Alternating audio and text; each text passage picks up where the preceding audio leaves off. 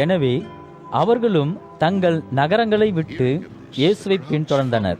இயேசு சென்ற இடத்திற்கு அவர்கள் தரை வழியே சென்றனர்.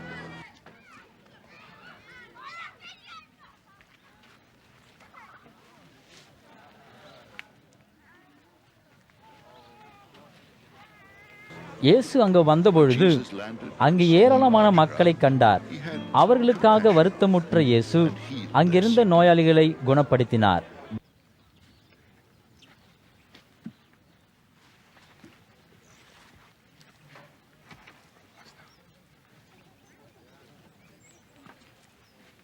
அன்று பிற்பகல் இயேசுவின் சீஷர்கள் அவரிடம் வந்து, மனிதர் யாரும் இங்கு வசிப்பதில்லை, மேலும் நேரமாகிவிட்டது.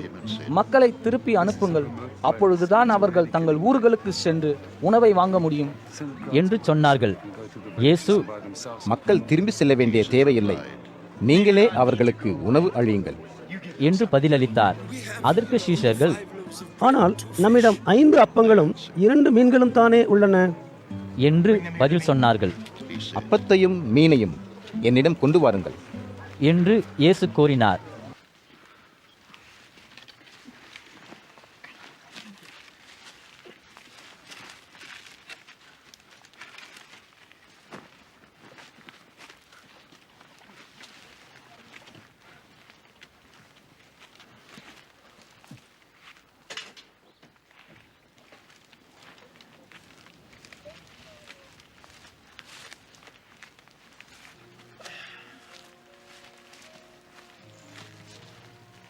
பிறகு அங்கிருந்த மக்களை இயேசு புல்வெளியில் அமரச் சொன்னார். இயேசு 5 அப்பங்களையும் 2 மீன்களையும் கையில் எடுத்து கொண்டார்.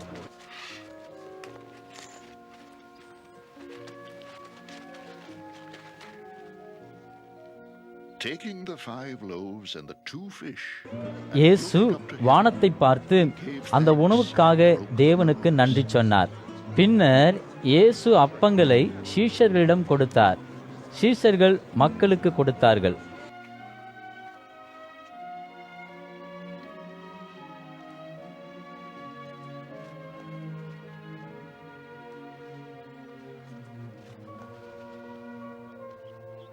Then he gave them to the disciples, and the disciples gave them to the people.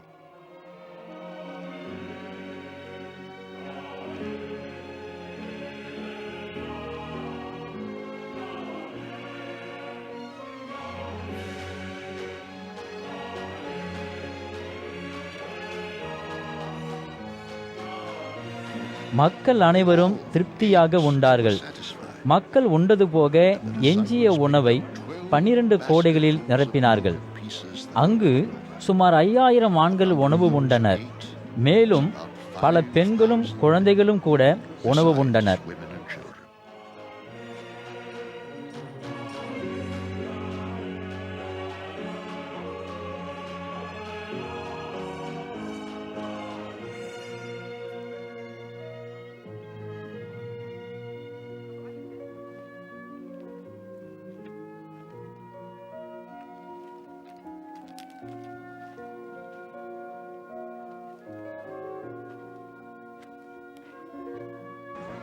பிறகு இயேசு தமது சீஷர்களை படகில் ஏற சொன்னார்.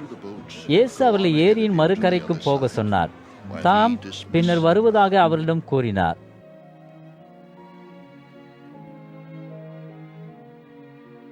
மக்களிடம் விடை பெற்றுக் கொண்ட இயேசு குன்றின் மீது ஏறினார்.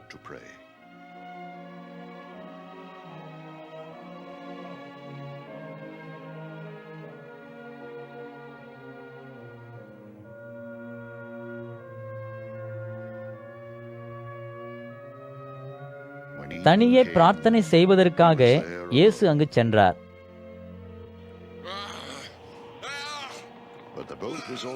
அந்த சமயம் படகு ஏற்கனவே வெகு தொலைவில் சென்றிருந்தது. படகு அலைகளினால் தொல்லைகளுக்கு உள்ளானது. படகு சென்ற திசைக்கு எதிராக காற்று வீசியது. அதிகாலை 3 மணியிலிருந்து 6 மணி வரை இயேசுவின் சீஷர்கள் படகிலேயே இருந்தனர்.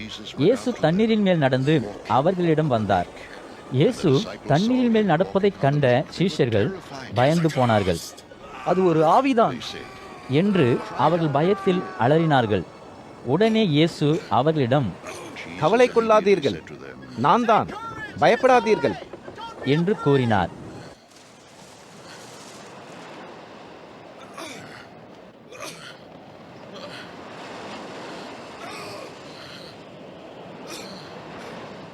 அதற்கு பேதுரு, ஆண்டவரே, மெய்யாகவே இது நீர்தான் என்றால் என்னை உம்மிடம் தண்ணீரின் மேல் நடந்து வர கட்டளையிடும் என்று சொன்னான். இயேசு அவனிடம், வா பேதுரு என்று கூறினார். பின்னர் பேதுரு படகில் இருந்து இறங்கி தண்ணீரின் மேல் இயேசுவை நோக்கி நடந்தான்.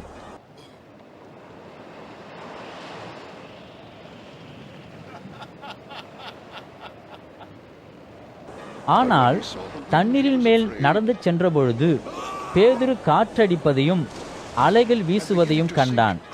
பயந்து போன பேதுரு நீரில் மூழ்க ஆரம்பித்தான். உடனே பேதுரு, ஆண்டவரே, என்னை காப்பாற்றும் என்று அலறினான். உடனே இயேசு தமது கையால் பேதுருவை பற்றி கொண்டார். இயேசு அவனிடம், உன் விசுவாசம் சிறியது, நீ ஏன் சந்தேகம் கொண்டாய்? என்று சொன்னார்.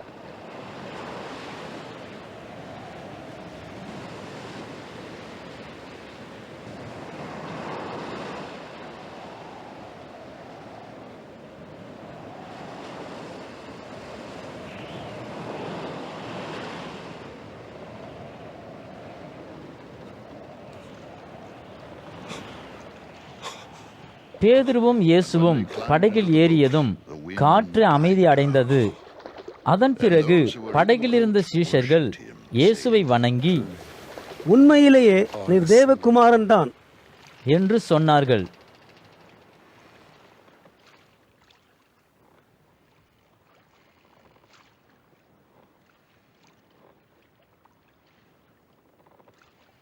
அவர்கள் ஏரியை கடந்து கெனசரேத் என்ற இடத்தை அடைந்தார்கள். அங்கிருந்த மக்கள் இயேசுவை கண்டனர்.